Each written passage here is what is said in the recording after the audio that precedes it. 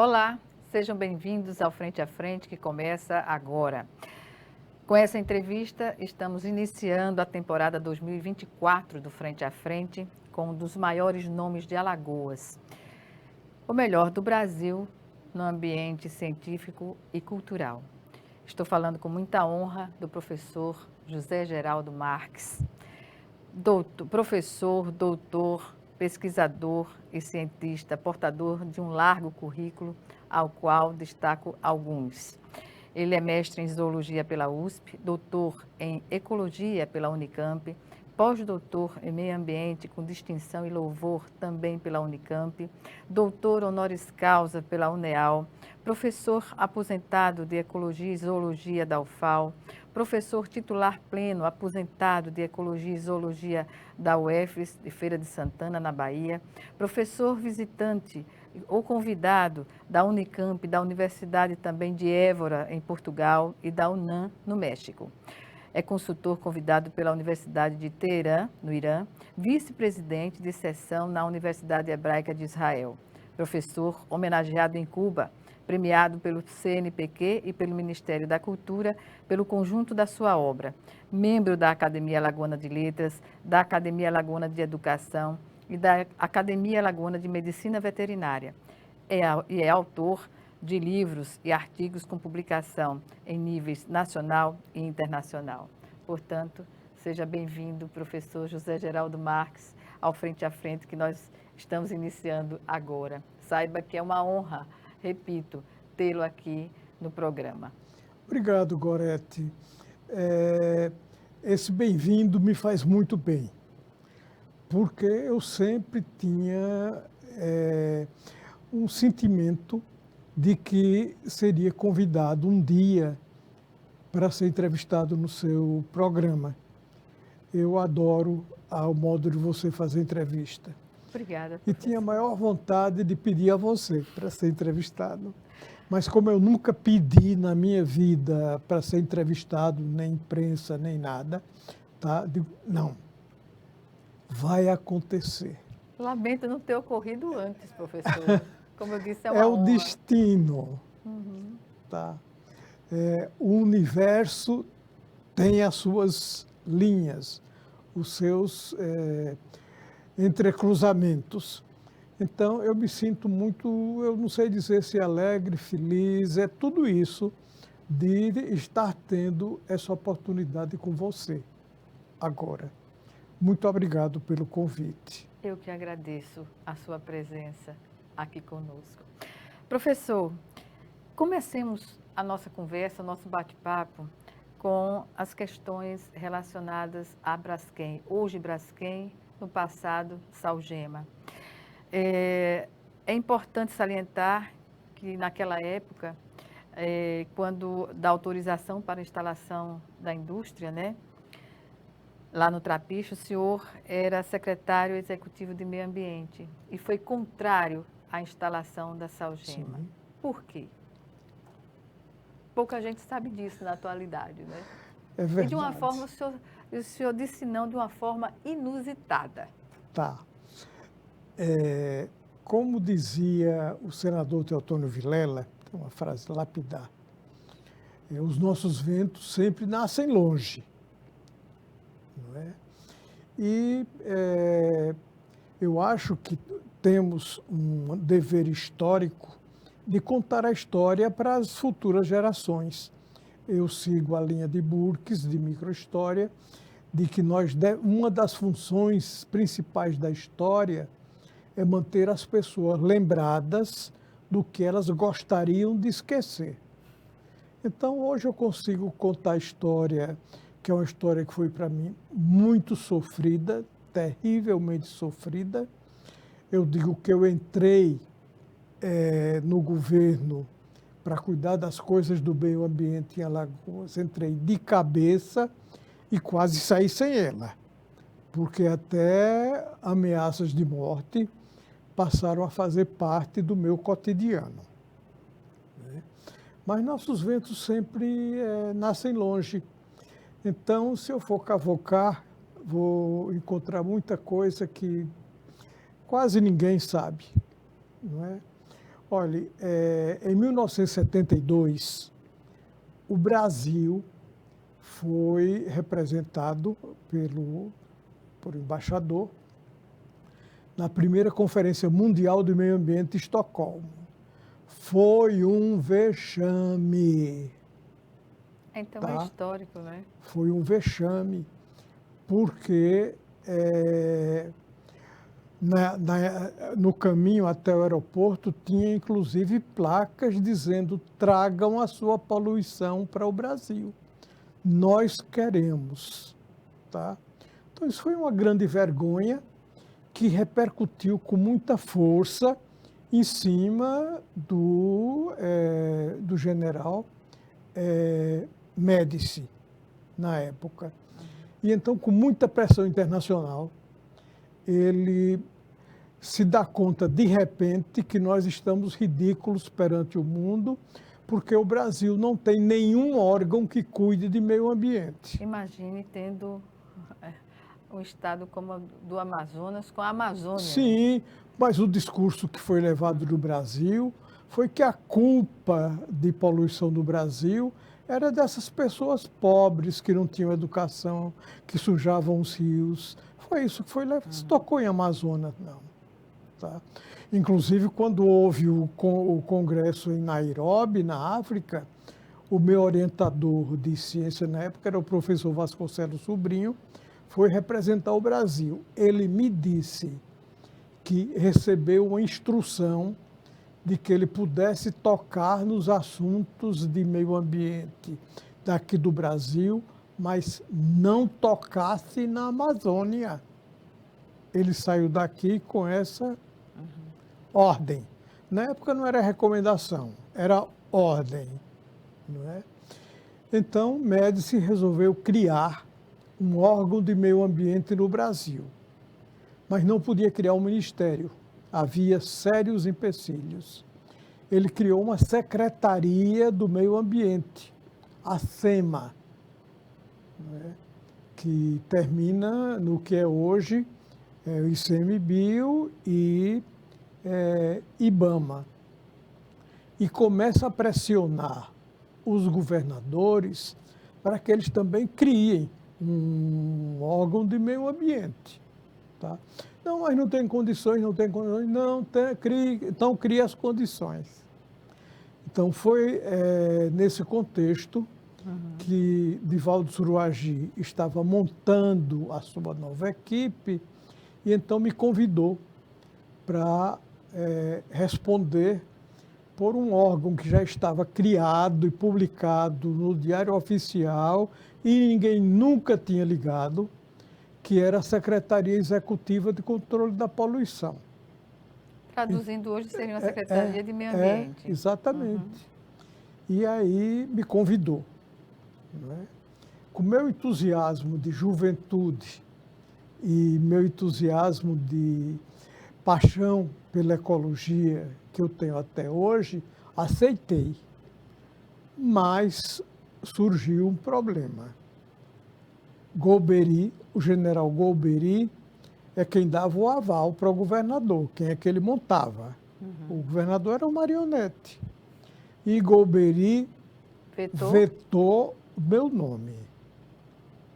Vetou meu nome e vetou o do professor José de Mello.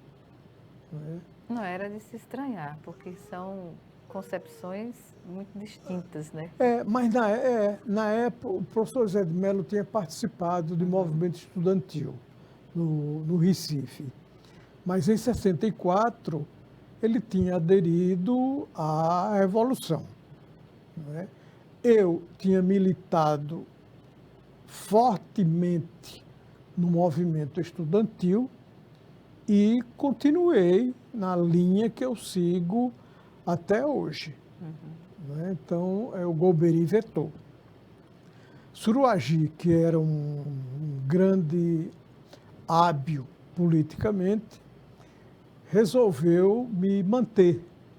Né? Numa estratégia, assim, no jogo que eu entendo hoje, que na realidade era para satisfazer o meu pai, que era Adeildo Nepomuceno Marques, que era o líder do sertão e que seguramente era um possível governador de Alagoas no futuro.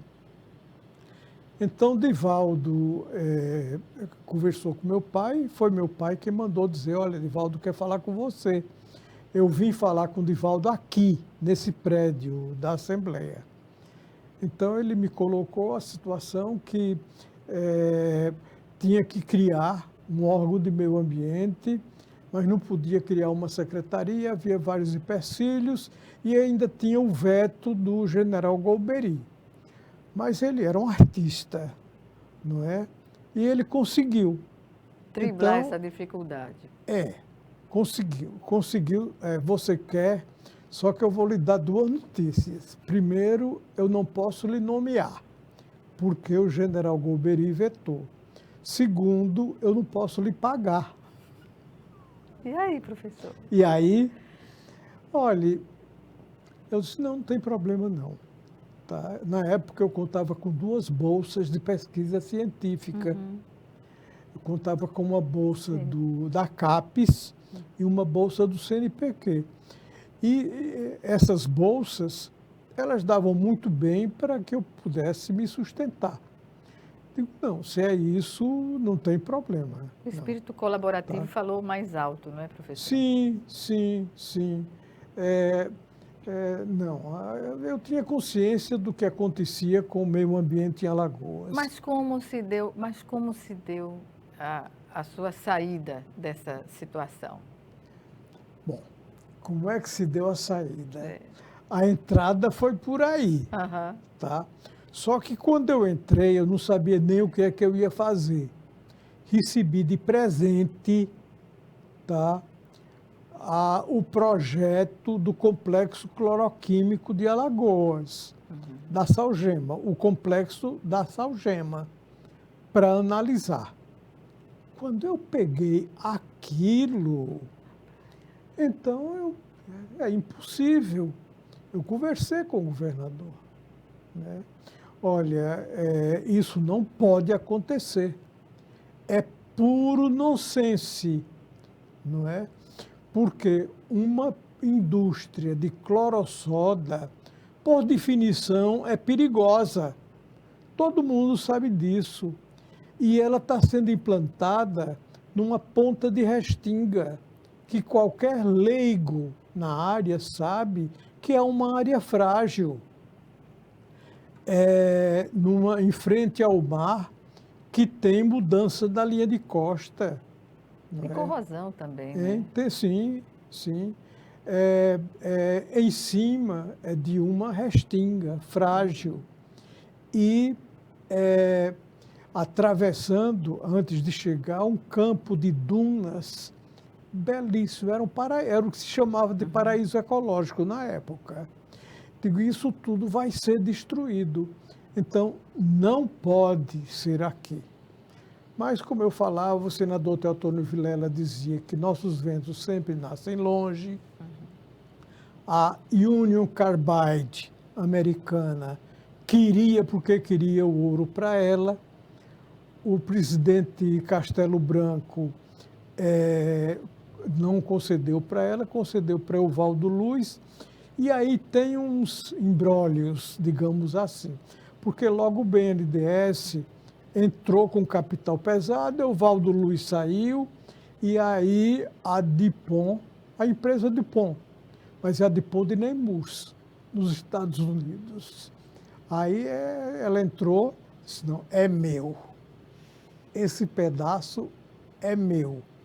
E então a DuPont ganhou de graça esse grande recurso mineral que Alagoas tem, que foi descoberto por acaso. Nós estamos em cima de um grande manto, a 1000 metros de profundidade, de cloreto de sódio, que é o salgema, cloreto de sódio de cozinha. Tem alguns contaminantezinhos, mas é o cloreto de sódio, não é? Então a DuPont diz, esse pedaço é meu. E aí o presidente da DuPont, um membro da presidência, veio a Maceió para dizer que era dele. Tá? Divaldo Suruagi convidou Beroaldo Maia Gomes, que era um homem íntegro, inteligente e tudo, para fazer as negociações entre a DIPOM e o governo do Estado. E Beroaldo chegou a perguntar se não era perigoso. Ele garantiu que de maneira nenhuma não havia perigo nenhum. No estado de Alagoas, nós não tínhamos ninguém com expertise em nada relacionado com isso. Tá? Eu estava em pleno mestrado de ecologia e tinha feito o primeiro curso de engenharia ambiental que houve no Brasil, que foi na FEEMA. Então, eu estava bem alfabetizado para poder entrar e para poder conversar. Professor, eu vou aproveitar a sua pausa para chamar o nosso intervalo. Estou sendo chamada aqui para pedir o nosso intervalo. Em um minuto, a gente está de volta. É já já.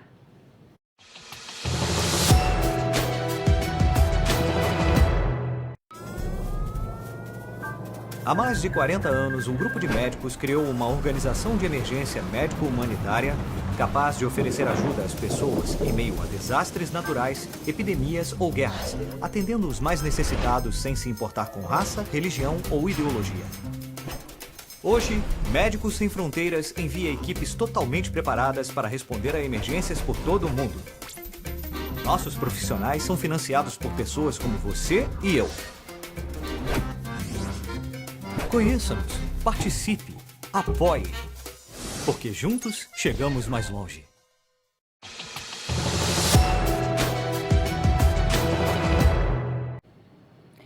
De volta com Frente a Frente, que hoje recebe, entre outros títulos, o professor, doutor em Ecologia e pós-doutor em Meio Ambiente, José Geraldo Marques. Ele nos traz aqui, à luz do que acontece com a Braskem, como a Salgema foi instalada, em que condições ela foi instalada aqui em Alagoas. Professor, em relação à instalação, o senhor estava falando da participação do professor Beroaldo Maia Gomes. Gostaria que o senhor desse continuidade.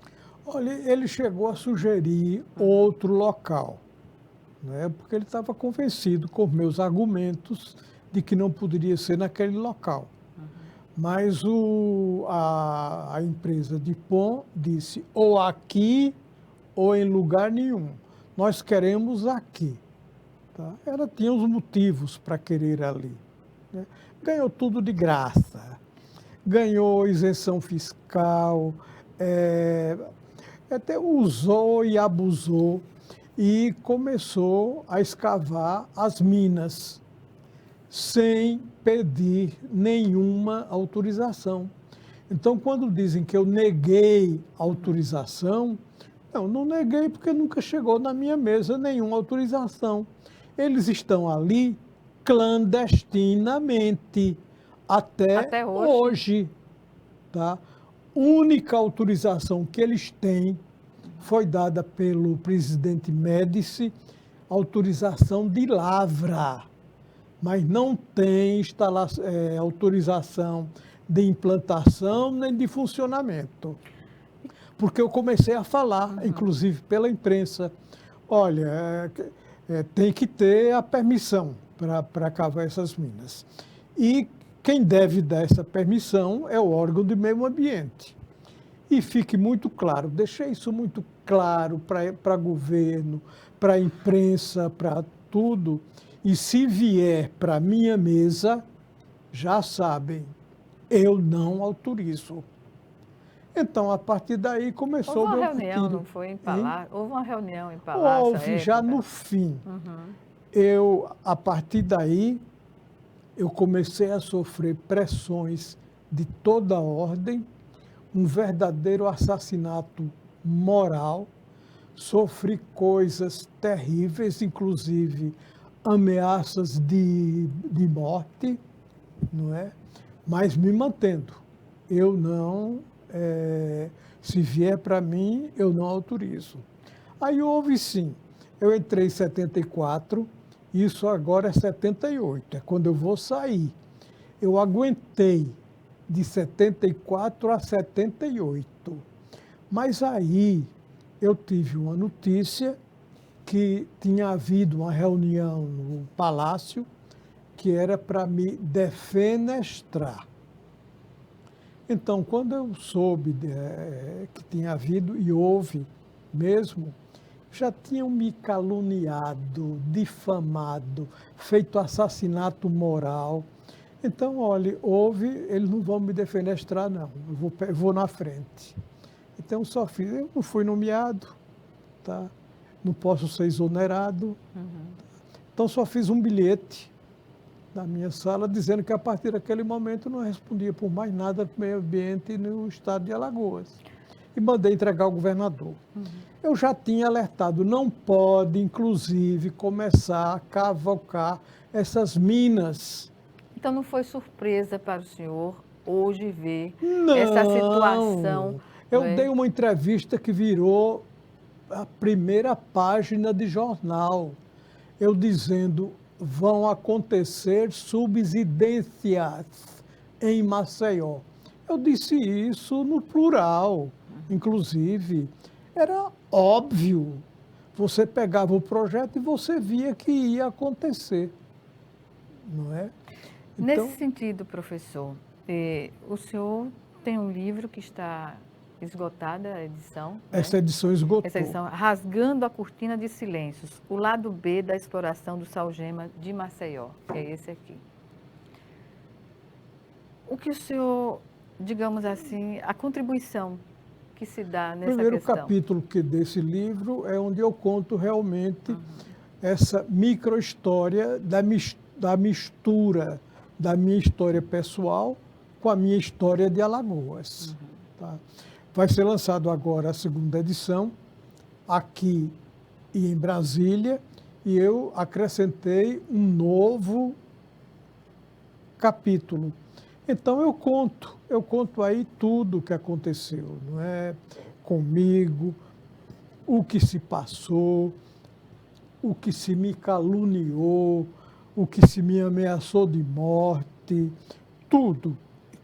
Enfim, eu trato dessa mistura histórica. Bem, sobre o alcance do dano, do prejuízo ao que a gente vê naquela região toda do Pinheiro, agora já expandindo a prédios que até então não estavam dentro da área, não é? Que causa, digamos assim, a indefinição se está propensa ao terreno ou não. Eu pergunto sobre essas minas, sobre os danos ambientais à lagoa, enfim, toda a área afetada. Qual é a sua opinião? Olhe, eu usei como dístico para o meu trabalho novo Dostoiévski. O que foi feito está feito. Então, tem muita coisa que não adianta dizer que vai mitigar, que vai... Porque são irreversíveis. Tá? Nos próximos 10 anos, ouçam o que eu estou registrando aqui agora. Alagoas, Maceió, vai ter que conviver com riscos. Tá? Vão continuar... Esses riscos seriam só na área que hoje nós temos conhecimento, Mas, é uma questão mais ampla? Olha, a área que nós temos é uma área imensa. Você pega a Lagoa Mundaú e a sua margem, quase toda, não é? E a chamada área de risco é uma área dançante. Ela é dançante desde o início. Minha rua mesmo, eu perdi minha casa, perdi minha biblioteca, meus arquivos foram destruídos à marretada, agora, não é? E daqui para frente nós vamos continuar convivendo. Se atinge Tá. a degradação de manguezais, a questão dos peixes. Olhe, a grande vítima de tudo isso são os manguezais. Se acabarem com os manguezais, acaba-se Lagoa Mundaú, pesca, coleta, recursos e tudo. Não é? Tem uma diferença entre manguezal e mangue. Manguezal é o estuário. Mangue são as plantas que compõem o manguezal. O manguezal. Mas o que sustenta tudo é o manguezal. Nada ali é retilíneo. Como o senhor, isso no espaço de 10 anos, qual seria a providência para diminuir os impactos dessa tragédia? Olha, como disse Dostoiévski, o que foi feito está feito. Dizer que vai reparar, que vai é puro engodo. Tá? Minimizar, não tem o que minimizar. Nos próximos 10 anos, Maceió vai continuar tendo tremores, vai continuar tendo rachaduras, vai continuar tendo rachaduras nas casas e nas ruas, não é? Então, A desapropriação, como o senhor vê esse processo que a Braskem encaminhou? olhe, Como quem senhor? quiser, interprete como metafórico ou não. Mas ela não me indenizou, não, ela roubou minha casa. Não é? Ela criou o problema, estabeleceu o valor da desapropriação, Não, da venda do imóvel. é uma coisa que, gente, isso não existe, tá? Não, a gente sentou, não é? E diz assim, olha, a situação da sua casa é essa, ela está numa área de risco, tá? Então, nós temos para oferecer como compensação tanto. O senhor quer ou não? Olhe, é tão bem feito, tão cínico, tá? Se o senhor não quiser, não tem problema. É voluntário, o senhor vai assinar um documento voluntariamente. Mas nós oferecemos isso e não negociamos, tá? Então, o nosso advogado que estava conosco, eu pedi um espaço para decidir com minha família. Ele disse, olha, aceitem, porque se vocês não aceitarem, vai levar 10 anos na justiça, no mínimo, para poder ter alguma definição. Então, aceitem. Então, nós aceitamos. Então, eu digo, olha, é um roubo disfarçado. Isso não é? Professor, eu vou deixar uma pergunta aqui para a resposta no próximo bloco. É sobre o negacionismo, né, que existe dos problemas, muitas vezes, do que estão colocados aí com essa tragédia da Braskem. E a Braskem continua anunciando, por outro lado, que não é isso que está acontecendo, né? Como resolver essa situação? Com vergonha, criando vergonha. No próximo bloco. Para reduzir. Uhum. Tá. É só um minuto. Já, já.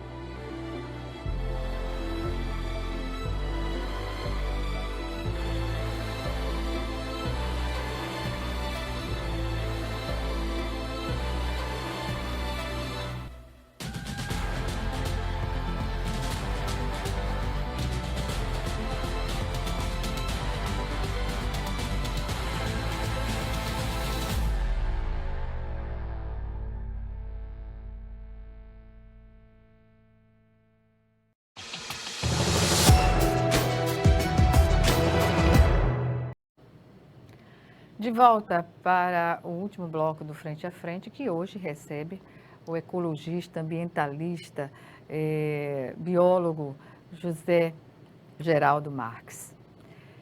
Professor, nós finalizamos o bloco anterior questionando o papel da Braskem nessa tragédia. Como ela tem se apropriado até dos meios de comunicação para informar o que está sendo feito e a ciência diz o contrário. Como resolver essa situação? É assim no mundo inteiro. Essas empresas criminosas, elas agem assim no mundo inteiro. Em Alagoas, ela não se transformou em ré, ela não é ré pela justiça em Alagoas. Ela é uma empresa boazinha que está fazendo esse benefício a Maceió. Isso é o que existe. Agora se apropriou, porque o nosso documento é assim, o que a gente assina. A gente vendeu a eles a minha casa, tudo o que nós tínhamos, não é? Então, ela é, como essas grandes empresas, uma grande especialista no que a gente chama de greenwashing. São técnicas, isso são técnicas definidas, não é lavagem verde que se faz, não é? Nesse contexto, o que dizer de um novo termo que surgiu na ciência contemporânea, intitulado antropoceno? Podemos entender também essa tragédia dentro desse contexto? Sim, essa tragédia ela está dentro do antropoceno. Antropoceno é uma época geológica que os geólogos estão tentando definir geologicamente, não é? É a época em que uma espécie só, que é a espécie humana, está sendo a causa de mudanças geológicas em um planeta inteiro. Gravíssimas, gravíssimas, né? gravíssimas. Negativas. Ela faz parte dessa orquestra, sem dúvida nenhuma. Agora, não indenizou, porque não há indenização legal no documento, não é? Há uma apropriação. Tanto que o que eu digo, olha, gente, não adianta ficar, entendeu? Olha, tem que, todo esse terreno que ela é dona de Maceió, é decretar de imediato como área non edificandi, tornar de utilidade pública e decretar como área non edificandi. Gente, isso se pode fazer em nível local, não precisa nem ir para Roterdã, porque ela está sendo julgada hoje. Está sendo julgada num tribunal na Holanda e nós vamos ganhar. Tudo indica.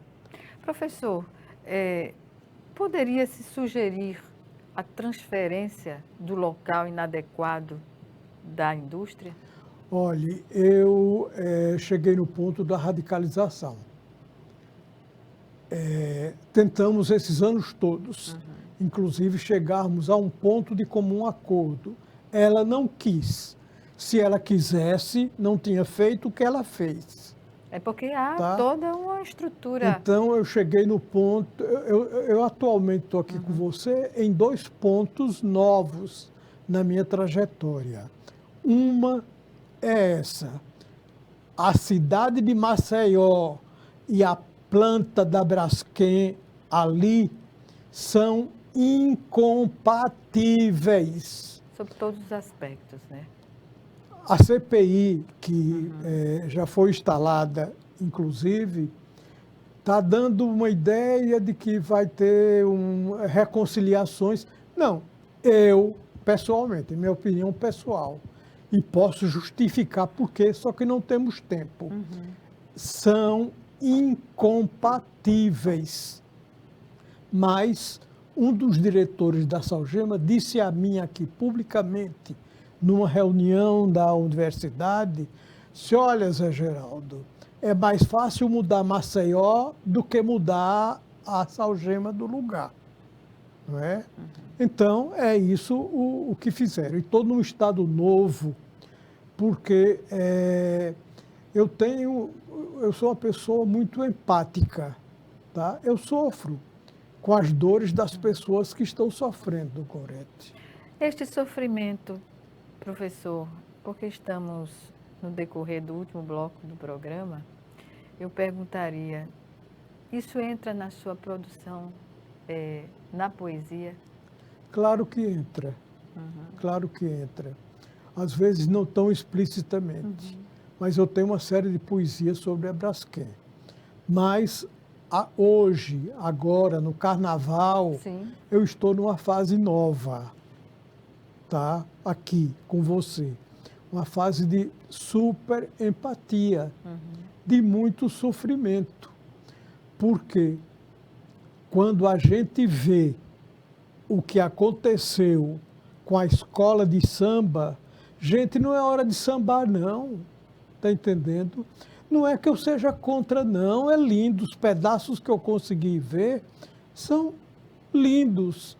Mas, ao mesmo tempo, eu estava enfrentando um problema que a Salgema a Braskem não assume, que a Defesa Civil não assume e que eu chorei, que é um problema que não estava previsto, porque muitas das coisas que vão acontecer não estão nem previstas ainda, mas irão. Com a Xanda Jaqueira, Sim. eu cheguei a chorar, tá? Uma senhora, à noite, a água entrando dentro de casa e ela tentando brigar com a água. E a Defesa Civil já tinha ido lá e dito a ela que a Braskem não tinha nada a ver com aquilo, que a casa dela estava condenada e que ela procurasse um destino. Que destino essa mulher vai procurar agora à noite? Ela vai dormir na rua, porque foi o que aconteceu. Isso eu tenho prova de satélite. Quando aconteceu agora o problema da mina 18, tá? E que vem de antes, o terreno embaixo está baixando muito. Terreno baixando significa água subindo. Então, na Xanda Jaqueira não está incluída em nenhum programa de compensação. E está vulnerável. Não, as pessoas não têm condições de ficar. Não têm condições. Olha, você tem indo para o samba que está se dançando nos arredores da pobreza, que é uma apartheid, né? Na parte pobre da cidade, é uma coisa muito triste. Porque, por exemplo, tem um depoimento recente. Pessoas que estão dormindo, tomando Rivotril e botando a cama na porta de casa, esperando o que pode acontecer. Tá. Querem uma sugestão, Braskem? Vou dar. Tem tanto cinismo, me ofereceram um psicólogo. A minha mulher ofereceram um psicólogo à minha esposa. Tá? Gente, quem precisa de psicólogo são vocês, que são psicopatas. Nós sabemos que nas direções das grandes empresas tem psicopatas. E vocês têm psicopatas aí. É quem precisa se tratar. Agora, querem uma sugestão?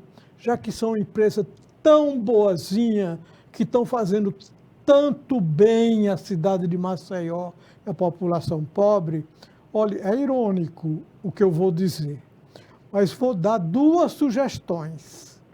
Primeiro, distribuam Rivotril, tá? Façam uma campanha de distribuição de Rivotril. Sabe o que é que chegaram para dizer para uma senhora dessas que está dormindo fora? Olha, nós vamos mandar um assistente social. Para? Não é só o que pode acontecer, porque a senhora não vai ter direito a nada, não é? Então, essa é uma sugestão, não é? Não sei se você se lembra daquele samba Favela Amarela. Fez muito sucesso, porque era um plano de revitalização de favela do Rio de Janeiro para pintar Sim. a favela. Né? A letra cabe muito bem agora, né? Porque era Favela Amarela, ironia da vida. Pintem a favela, façam aquarela da miséria colorida. Esse desfile foi exatamente isso. Foi a miséria colorida desfilando. Foi feio? Não, não foi. Mas foi hora? Não, não foi. Nós estamos vivendo uma hora muito triste aqui em Maceió. Não é? Então, outra sugestão que eu dou também, meio ironicamente, mas vocês querem sugestão em nível local, Braskem boazinha, vocês não fazem tanto acordo, façam um agora. Peguem toda essa área devastada, como se tivesse sido bombardeada, porque a visão de satélite, a visão de drone, é de bombardeio. Não tem diferença da Palestina, não tem diferença da Ucrânia, tá? Então, vamos fazer o seguinte, vocês colocam como atração turística uma visita ao caos. Aí vocês fazem como fizeram na Alemanha, em Auschwitz, tá? Botam a orquestra na frente, vendem ingresso, porque ainda lucra, e tenham coragem de mostrar, de chamar o que está acontecendo em Maceió atualmente. É isso que está acontecendo.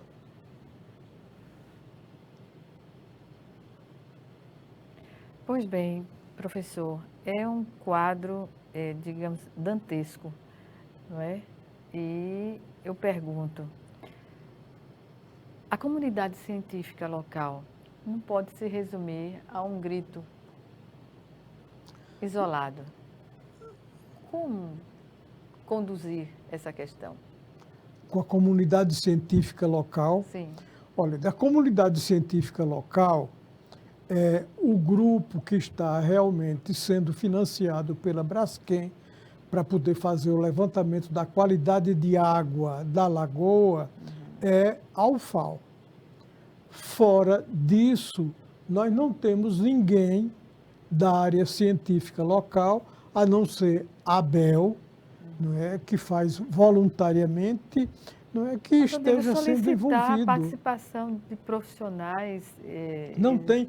E aparecendo fatos novos, Gorete, jacaré na Lagoa Mundaú. Eu trabalho na Lagoa Mundaú há 30 anos. O que isso significa na prática? O que isso significa?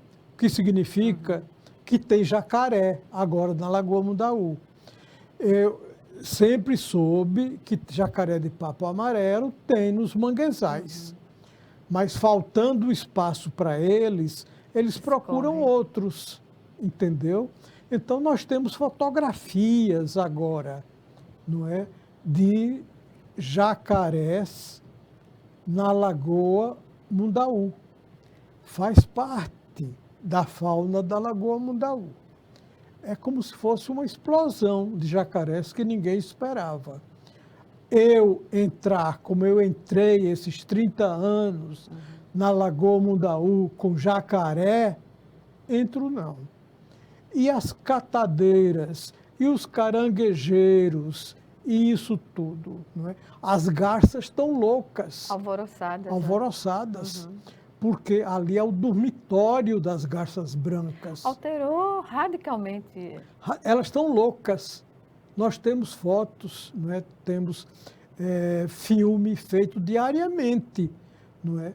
As garças brancas, lindíssimas, elas estão enlouquecidas, porque afundou o manguezal. Olha, dá dó quando você vê as plantas do manguezal totalmente desfolhadas nas vizinhanças do órgão do meio ambiente.